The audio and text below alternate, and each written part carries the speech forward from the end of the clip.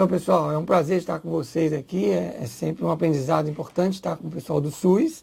Eu sou dentista, sou professor da FURB, em Blumenau, na Universidade Regional de Blumenau, e tenho trabalhado bastante a integração ensino-serviço. Tenho pesquisado bastante esse tema e também no mestrado também que eu coordeno, eu leciono essa disciplina de planejamento, gestão.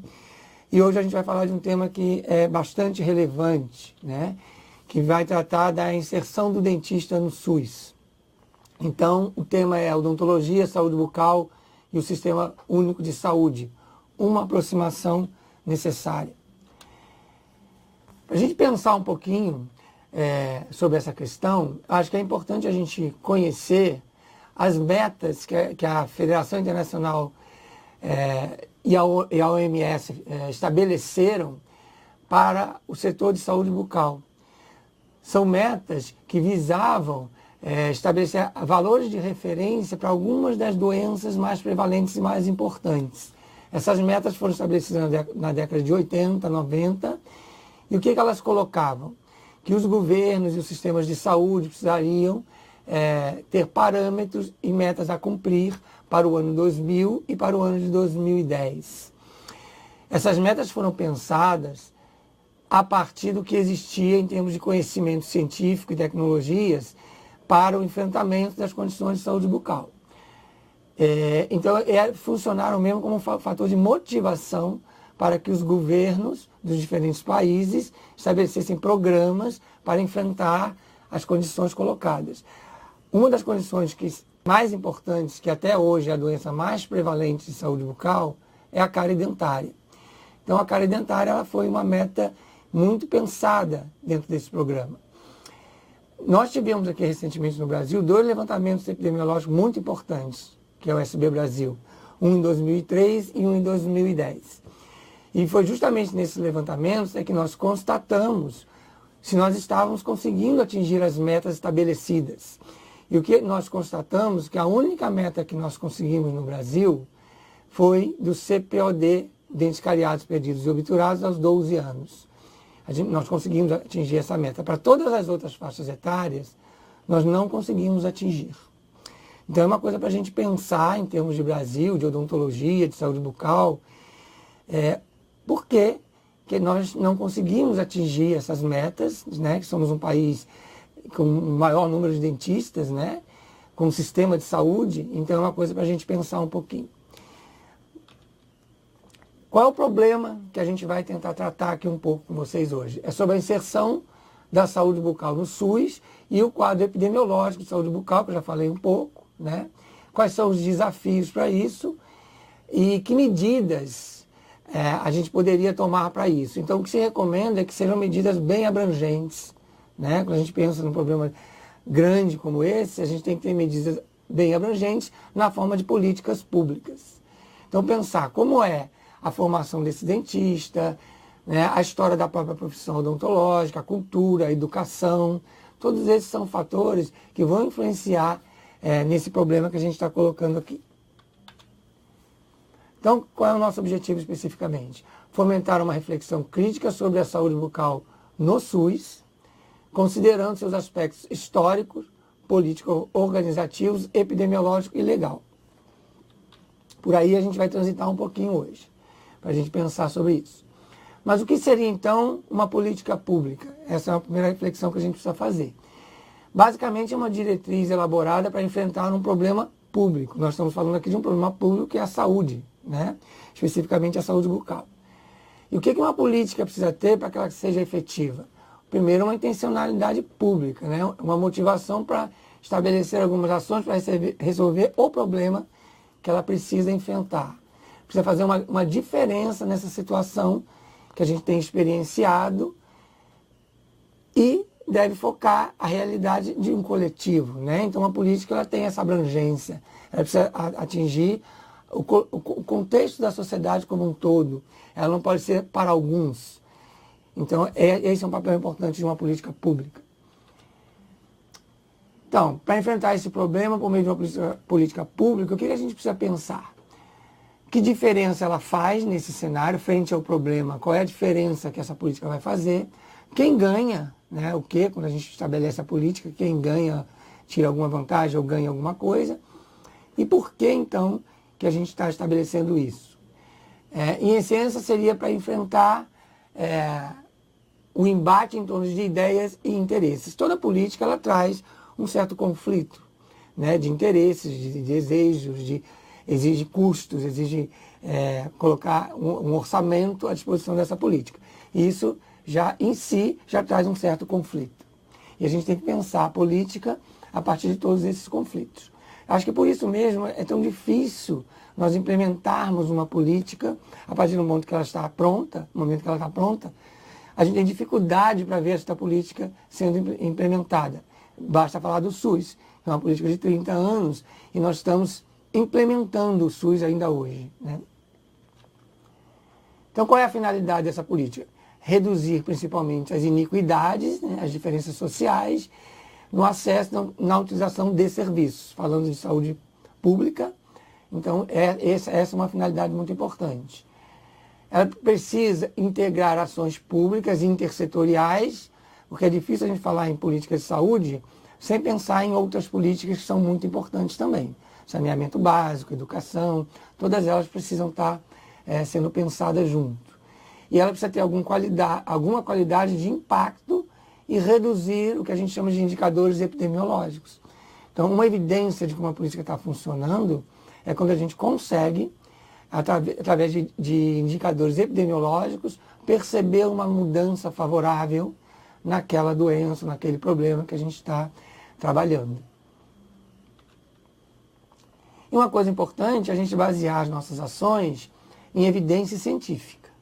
E as evidências sugerem a necessidade de que a saúde de cuidar em saúde bucal não atendidas, que elas aumentam os problemas de saúde bucal e levam a uma menor cobertura. Então, o financiamento público ele é muito importante quando você pensa numa política abrangente. Se a gente não tem um financiamento público que dê conta daquilo, a gente vai acabar gerando uma situação de iniquidade, porque muitas pessoas não vão alcançar aquele benefício que aquela política está trazendo. Então, é interessante a gente olhar esse quadro e discutir um pouquinho como que está o SUS colocado, quando a gente pensa em sistemas de saúde, como que está o SUS colocado hoje diante de outros sistemas que são universais, parecidos com o SUS. Como que funciona isso? Então, eu trouxe aqui 4 países para a gente comparar com o Brasil. Vamos falar um pouquinho de dados de cobertura de cuidados com a saúde bucal.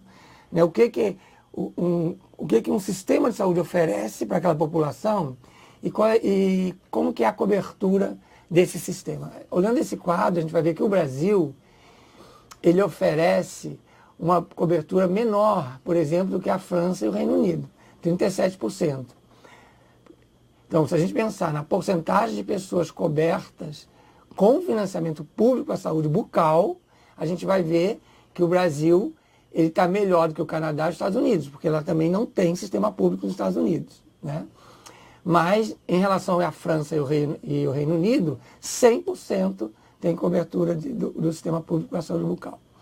Também tem um outro dado aqui interessante, que é a porcentagem de população coberta por seguro odontológico. A gente tem aqui no Brasil quase 10%, mas a gente vê que na França, por exemplo, além de ter o sistema público, tem uma cobertura grande de planos odontológicos também. Então, a população lá pode optar. Ela pode tanto consumir o plano através de seguro, mas também tem um sistema público que dá essa cobertura. Já nos Estados Unidos, não. Você tem 60% e é o que funciona lá. O que tem em termos de saúde bucal são seguros odontológicos, porque o sistema público não oferece nada em termos de saúde pública, né, para a saúde bucal, a não ser para algumas populações específicas muito carentes. Então, o que a gente pode pensar olhando esse quadro? O SUS busca ideologicamente construir um sistema universal, então nós temos isso escrito no nosso sistema, né? É uma meta importante de chegar a 100% de cobertura, mas não chegamos, estamos com 37%. E ainda precisa implementar o que está legalmente definido na Constituição. Está lá que a gente precisa chegar no 100%, mas ainda estamos longe disso. E observa-se também uma proporção substancial de população descoberta. Né? Se a gente somar 37 com 9, a gente vai ver que quase metade da população não consegue cobertura nem com o público, nem com o privado. Agora pensando um pouquinho nos gastos em saúde bucal e nas fontes de financiamento. O que nós temos aqui? A despesa total em saúde bucal, como porcentagem do produto interno bruto do Brasil e dos outros países, a gente vê que o Brasil é o que menos investe em saúde bucal. Né? No sistema público, a gente só tem 0,17%, muito abaixo dos outros países comparados, né? Até mesmo em relação aos Estados Unidos, que não tem um sistema público e ainda investe 0,7% do seu PIB. Bom, o gasto também total com saúde bucal, como porcentagem do gasto em saúde. Então aqui a gente compara o que se gasta em saúde bucal em porcentagem com a saúde geral, né? E a gente vê de novo que no Brasil se gasta 1,8% do que se gasta com saúde geral. Então é muito menos que os outros países, né? E também o gasto de saúde bucal per capita, ou seja, por pessoa, o nosso está muito abaixo dos outros países. E o gasto público com saúde bucal, como porcentagem do gasto total com a saúde bucal, aqui comparando saúde bucal mesmo, também, aí nós temos 10%, né? Então, melhor que o Canadá, mas está abaixo dos outros e está praticamente igual aos Estados Unidos. Quer dizer, nós somos um país com um sistema público, universal, integral, estatizado, mas os gastos, eles não chegam nem perto do que deveriam ser. Então, o Brasil oferece a maior cobertura universal no nosso sistema único e a maior cesta de serviços, ou seja, o nosso sistema ele é integral. Ele vai dar promoção à prevenção, à recuperação e à reabilitação em saúde bucal. Porém, é o menor investimento público estatal. As pessoas, as empresas e o Estado gastam menos com saúde bucal no Brasil em relação aos outros países, tanto a pessoa individualmente, ou os planos, né, o que ela coloca na compra desse serviço, é bem menos que os outros países. E o SUS financiou apenas 10,4% do total dos gastos com saúde bucal. Então a gente vê que o financiamento é um problema muito sério, embora nós tenhamos um dos sistemas de saúde mais completos, né, em termos de proposta. Também de saúde bucal. Em relação à organização e gerenciamento da entrega desses serviços de saúde bucal, o que é que nós temos no Brasil? O número de dentistas que praticam odontologia é bastante grande. A gente vê ali, é o maior, né, 256.888 dentistas. Isso é um número expressivo se formos comparar com os outros países. A taxa de dentistas também por 1.000 habitantes, a nossa é a maior. Né? A gente tem um número muito maior de dentistas. E aí a gente pensa, tá, então por que uma saúde bucal tão comprometida? Né? Porque nós formamos excelentes profissionais. Bom, o que a gente pode pensar é o seguinte, no Brasil existe um excesso de ofertas de dentistas e cursos de graduação em odontologia que não resultam num maior acesso ou um melhor cuidado de saúde bucal. Isso é um dado que a gente percebe por uma série de fatores. E destaca também o problema da distribuição desigual desses profissionais e um baixo financiamento na área de saúde bucal. Acho que esses são fatores que a gente consegue perceber, que explicam um pouco esse dado tão discrepante em termos de Brasil, comparando com outros países. Pensando um pouquinho no impacto do sistema de saúde bucal no Brasil, os resultados, né? Só usando aquele índice CPOD que eu tinha dito antes, a gente percebe que o CPOD aos 12 anos, embora tenha melhorado, tenha chegado numa faixa considerada aceitável, ele ainda é o pior em relação aos outros. Então nós temos 2,1, que é um CPOD aos 12 anos, maior que os outros países, inclusive os Estados Unidos, que não tem um sistema de saúde público nem universal. Diversos fatores explicam isso, a gente não vai aqui aprofundar isso hoje. A porcentagem também de indivíduos que visitaram o dentista nos últimos 12 meses, no último ano, também no Brasil, é em torno de 40%, ali fica parecido com os Estados Unidos, né? Mas a gente vê que no Canadá, muito mais pessoas procuraram dentistas, fizeram consultas mais permanentes, né? Assim como no Reino Unido e na França, um pouco menos. E também a porcentagem de indivíduos que necessitaram de cuidado odontológico, mas não acessaram nos últimos meses, nos últimos 12 meses, ou seja, aqueles que sentiram uma necessidade e não conseguiram acessar o serviço de saúde bucal, a gente percebe que o Brasil está ali em torno de 15%. O Canadá está até um pouco pior, né? Mas a gente vê que no Reino Unido o acesso é muito bom, né? As pessoas precisaram e conseguiram acessar. O Brasil ainda, então, o que a gente pode concluir? O Brasil ainda apresenta o maior CPOD, sofre com maior disparidade regional na prevalência de doenças. Em síntese, o que a gente pode pensar sobre esses quadros que a gente olhou agora? Então, que o Brasil possui um sistema de saúde bucal mais jovem, realmente o nosso sistema ele é jovem, tem 30 anos, e entre todos esses países que nós analisamos. O Brasil pode, então, aproveitar esse estágio de desenvolvimento que nós estamos para garantir a saúde bucal como um direito de cidadania. Então, a gente pensar que é um sistema em implantação e que a gente precisa fortalecê-lo para que ele consiga atingir a sua natureza e a sua vocação que foi estabelecida na Constituição de 1988. A cobertura universal é uma grande força do modelo brasileiro, reconhecido inclusive internacionalmente, ou seja, o direito de todo cidadão à saúde bucal, porém ela necessita melhorar o seu financiamento público. Então, quando um Estado estabelece que todo cidadão terá direito, é preciso que no seu orçamento ele faça o financiamento necessário para que isso aconteça de uma forma coerente. Então, pensando então numa política pública, no contexto da saúde, eu queria discutir um pouquinho esse processo, né? Como que nasce uma política pública? Como que se estabelece uma política pública no contexto da legislação brasileira? Primeiro, uma definição de agenda.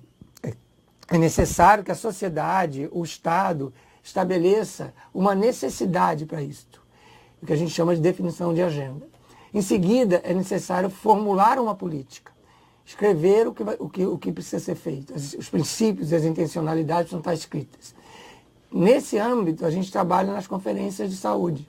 Então, nós temos legislação no Brasil para isso, que é 8.142, que estabelece a necessidade de se fazer as conferências periodicamente, de 4 em 4 anos ou 5 em 5 anos. E essas conferências, então, trazem esses problemas e se estabelece o que nós queremos em termos de planos e de políticas. E também, a partir daí, se faz uma tomada de decisão e aí a política, enfim, é implantada e precisa ser sempre avaliada, né? E no contexto, então, da implantação e da avaliação e da tomada de decisão, nós temos os conselhos de saúde.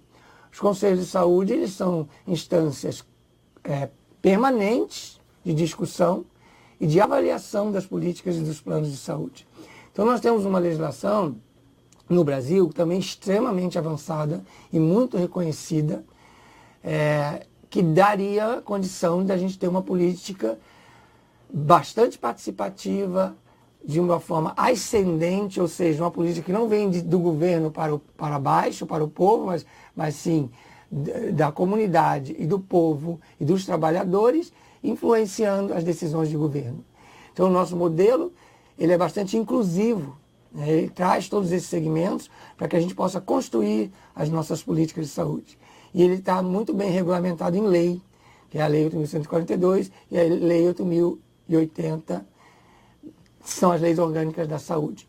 Então, em termos de modelo político e legal, nós temos um modelo muito interessante e muito reconhecido. Falar um pouquinho dessas conferências que a gente teve no Brasil, nós tivemos 3 conferências de saúde bucal. A nossa primeira conferência de saúde bucal, ela aconteceu durante a 8ª Conferência de Saúde, essa que foi uma conferência histórica, né, do movimento da reforma sanitária. Aconteceu em 1986, e o lema dessa Conferência de Saúde Bucal foi saúde, direito de todos e dever do Estado. Então, o que se dizia ali é que o sistema de saúde, ele excluía totalmente a saúde bucal. E aí, ali, foi colocado que isso tinha que mudar. Era necessário que a saúde bucal fosse inserida no sistema. Nós vivíamos um momento importante, que era um momento de abertura política do Brasil, o momento da direta já, e havia todo um clima, né, na comunidade, na sociedade, de mudanças significativas. Foi aí que surgiu, aí em 88, a nossa Constituição, né, a atual Constituição, ela foi promulgada em 88. Só que essa conferência foi o nascimento do SUS. Foi ali que os princípios do SUS foram pensados, estabelecidos, isso foi levado para a nossa Constituição. E o diagnóstico que se fazia naquela época era a inserção da odontologia no SUS, né, que era necessário isso. Depois tivemos a segunda conferência, em 93, já era um momento mais complicado, um momento neoliberal, que tentaram desmontar o SUS, né? E o diagnóstico, de novo, dizendo que a odontologia precisaria mudar, ela precisaria responder melhor às necessidades da sociedade. E em 2004 nós tivemos a terceira, né? E a gente vê que muitas coisas que estão colocadas ali ainda hoje são um desafio. Foram construções históricas que marcaram posições importantes para a saúde bucal, mas que ainda hoje precisam ser enfrentadas, né? E precisam estar sempre precisamos voltar a elas para a gente poder ter um sistema de saúde realmente efetivo. Então nós chegamos em 2004 com a Política Nacional Brasil Sorridente. A partir de 2004 nós temos uma política no Brasil de saúde bucal, né? E uma política, o que deve ser uma política? Ela deve garantir o acesso a ações de serviço de saúde como direito público universal, ou seja, para todos, para superar a iniquidade, ou a saúde bucal seria um privilégio para poucos que podem pagar por serviços particulares. Bom, o caminho que nós tomamos foi uma política para todos e universal. Que eixo a gente pode falar um pouquinho dessa política? Primeiro, a questão da reorganização da atenção primária em saúde bucal, bastante importante, tivemos alguns avanços importantes. A ampliação da qualidade da atenção especializada, que são os centros de especialidades odontológicos, os laboratórios de prótese. Isso é um grande avanço e vieram justamente por causa dos dados epidemiológicos do primeiro levantamento de 2003, e nós percebemos a quantidade de pacientes edentos e desdentados no Brasil. Isso trouxe para a política a prótese na atenção básica. Foi uma decisão em cima de dados epidemiológicos. E a assistência na atenção terciária também está colocada, né? Então, a atenção odontológica de saúde bucal, ela vai nos 3 níveis de atenção. Também a questão da promoção e prevenção, extremamente importante, acompanhando até os avanços de outros países também, do que se fala hoje, a importância de trabalhar a prevenção e promoção, os kits de higiene bucal e a fluoretação das águas, que também, por força de lei, está colocada para os municípios. A reestruturação e a qualificação também dos equipamentos, então o governo federal repassa os equipamentos, incentivos financeiros para pesquisa, também é importante para qualificar e reestruturar a saúde bucal no Brasil. E a questão da vigilância e monitoramento. Então, nós tivemos 2 levantamentos nacionais importantes, 2000, na realidade foi 2003, que atrasou, e 2010. A pergunta que está hoje teremos um em 2020, né? A gente não sabe. Mas assim, essa série histórica de levantamentos é algo importante para a gente entender como anda a saúde bucal do brasileiro, né? Que mecanismo nós teremos para ver que avanços aconteceram e em que caminho a gente precisa ir. Então, nós temos uma política de saúde bucal que tem 14 anos. E o que a gente pode falar dela? Percebe-se uma sintonia com as políticas gerais de saúde, ela é perfeitamente alinhada com o SUS e com todas as outras políticas, um adensamento setorial e uma direção que foi dada, um caminho para a gente seguir em saúde bucal no Brasil, e uma ação que é intersetorial, a educação, saneamento, esse diálogo com outros setores é extremamente importante. Então a gente percebe também que essa política ela tem uma capilarização, mas ela precisa ser enraizada no tecido social brasileiro. O que é isto? As pessoas precisam conhecer a política, a comunidade precisa conhecer a política, os trabalhadores precisam conhecer isso, né? Para que ela realmente seja um valor, para que ela seja realmente efetivada e a gente consiga mantê-la e avançar com ela. E a constituição de redes, que é algo bastante importante. Então tem aqui um modelo da rede de saúde bucal. Então, acompanhando o SUS, ela é ordenada a partir da atenção básica. Na ESF, nós temos dentista na ESF, na equipe da ESF, e a partir daí é a porta de entrada, digamos, prioritária, mas não a única. Mas a partir da ESF nós conseguimos manter esse paciente acompanhado, né?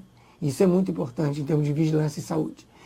Nós temos a atenção secundária nos centros de especialidade odontológicas, de 3 tipos de centros, dependendo da composição da equipe e dos tipos de especialidades, e os laboratórios de prótese, e também os ambulatórios universitários, né? Isso é importante dizer, a integração ensino e serviço. Então os ambulatórios universitários também entram aí, oferecendo alguns serviços desse nível, de nível secundário. E também no nível terciário são os hospitais. Então nós temos também estruturados no Brasil a rede de atenção odontológica. Então, quais são os desafios e possibilidades da inserção desse dentista no SUS? Falando um pouquinho, já falei da organização, vamos falar um pouquinho do profissional que está ali atuando nessa rede.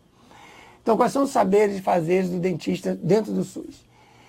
Realizar diagnóstico, prevenção e tratamentos, isso é bem tradicional, né? A gente sabe disso, isso é bem importante que o dentista esteja muito preparado para isso, tecnicamente e cientificamente. Promover ações multiprofissionais, individuais e coletivas. Isso é um diferencial importante para o SUS. No ensino tradicional, não se dava muito valor a isto. Quando se pensava na década de 70, formar um dentista para ir para o consultório.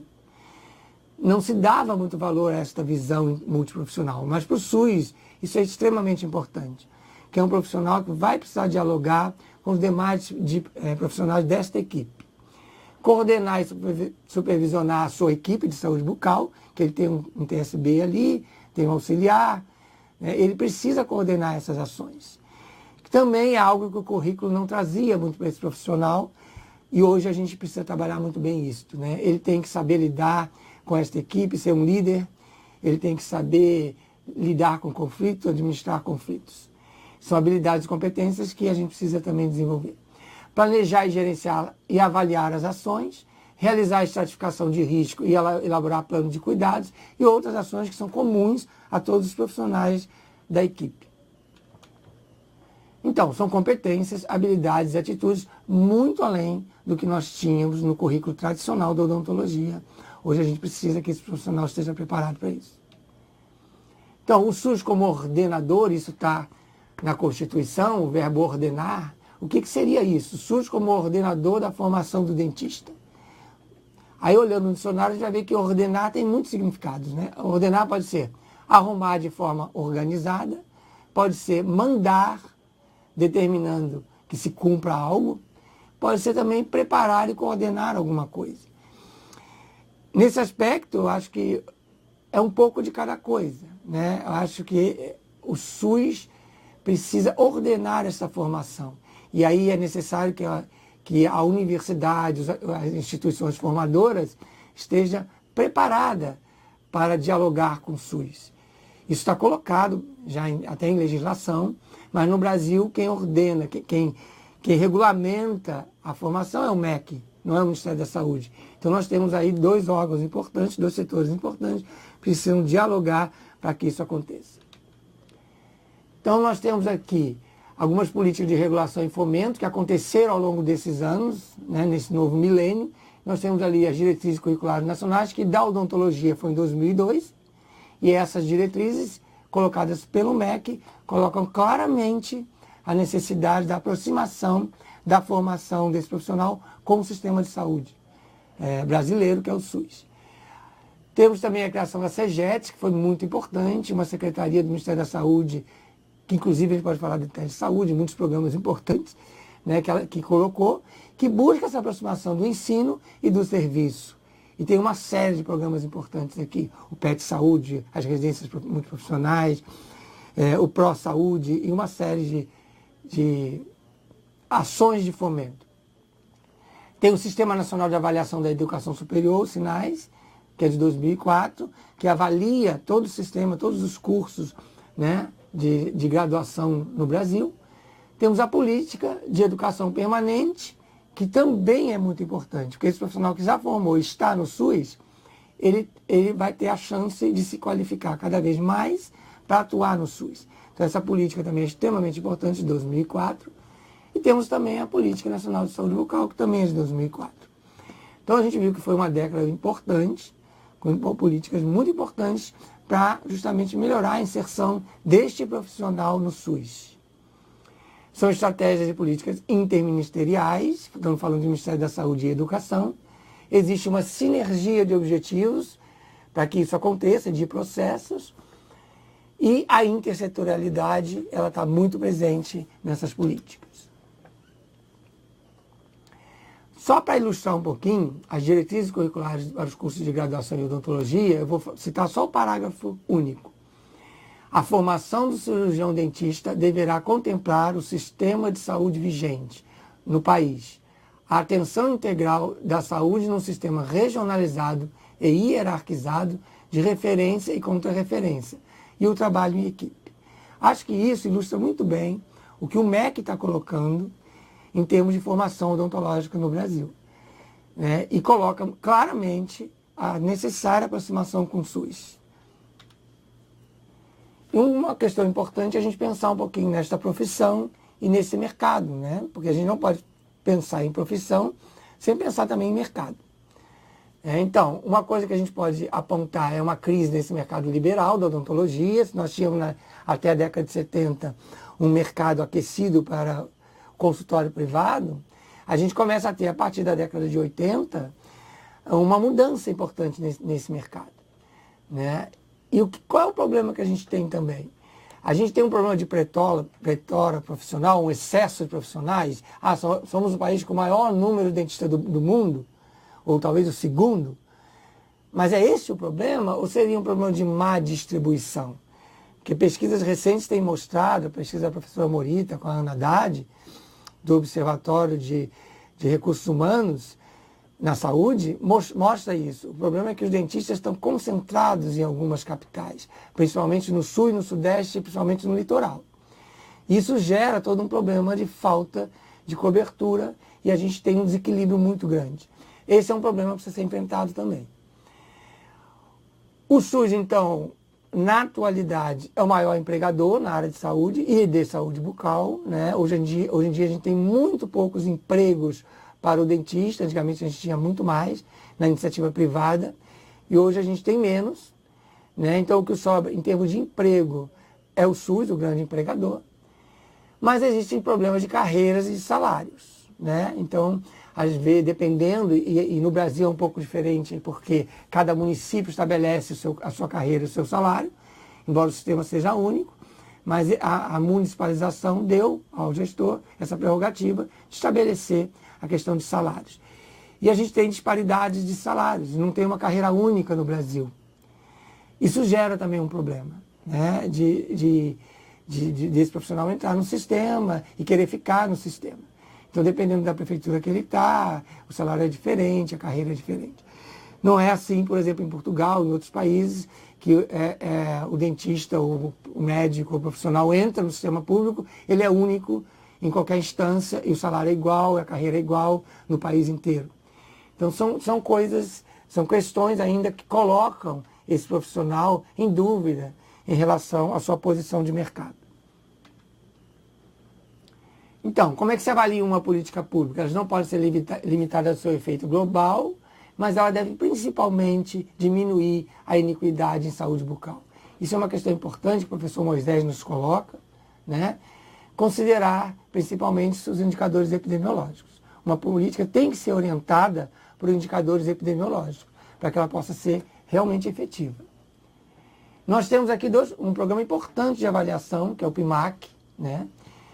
Que busca justamente incentivar os gestores e a equipe, isso é muito importante dizer, para melhorar a qualidade do serviço. Então, ela inclui a equipe nesse processo. Cria uma cultura de avaliação para mudanças, né? E não uma avaliação só para punir ou para fazer uma fiscalização, mas busca fazer algum tipo de mudança ali no setor e que esses profissionais consigam ver essa mudança.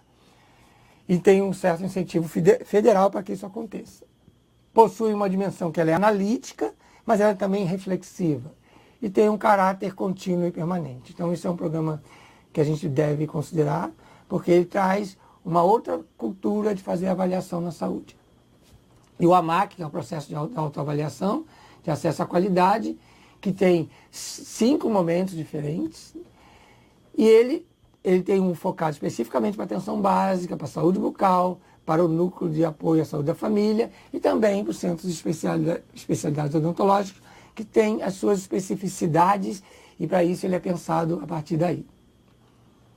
Eu queria falar também do decreto 7.508, que foi um avanço na lei que nós tivemos agora, muito recentemente, que é de 2011, que trata da questão da saúde bucal na rede de atenção. A ASF estabelece como porta de entrada e cria as regiões de saúde. Então, as regiões de saúde são importantes para o gestor poder compreender, né, e poder pactuar de uma forma diferente os seus recursos. Então, essas regiões e os mapas de saúde dão a possibilidade de que haja um pacto interfederativo entre municípios com o Estado, com a participação social também, nas comissões intergestores, e nós temos a possibilidade de pactuar os recursos e as ações entre municípios e ter uma efetividade maior e uma qualidade maior nas nossas ações. Então, para encerrar, a inserção do dentista no SUS apresenta problemas que são estruturais, de natureza histórica, econômica, política e cultural. As respostas precisam alcançar resultados permanentes na forma de políticas públicas e leis que as amparem. Políticas públicas necessitam ser conhecidas e apropriadas pela população em geral como princípio de cidadania. Então, a política só vai ser legítima quando essas pessoas se apropriarem dela. Muito obrigado. A gente vai encerrar aqui. Então, eu queria agradecer ao Nestor a oportunidade. Acho que é muito importante a gente estar dialogando com o SUS. O SUS, para mim, é uma grande escola. Os meus estudantes estão lá, fazendo muita pesquisa. Temos no Blumenau uma política de integração ensino-serviço municipal para reforçar essa parceria. E eu acho que é isso. Eu acho que vivemos no Brasil um momento de reforçar essas políticas. Teremos o Abraço agora em agosto, no Rio de Janeiro, e vai ser um momento muito importante de renovação dessas parcerias, dessa política, né, brasileira, do SUS, e precisamos levar isso cada vez mais para frente e fortalecer isso. Muito obrigado.